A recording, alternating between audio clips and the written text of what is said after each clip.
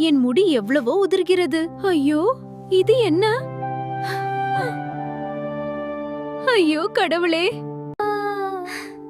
பயப்பட வேண்டாம் கண்ணு. நீ என் பக்கத்துல இருக்கேல, எல்லாம் சரியாயிடும். சரியா? இங்க உட்காரு கண்ணே. நான் இந்த கற்றாழைய உன் தலைக்கு போடுறேன். நன்றி பாட்டி. வெந்தயம், கரிசலாங்கண்ணி, செம்பருத்திப்பூ, கறிவேப்பிலை, நெல்லிக்காய், தேங்காய் எண்ணெய் எல்லாம் இதெல்லாம் நம்ம வீட்ல இருக்கிற மூலிகைகள் தான்.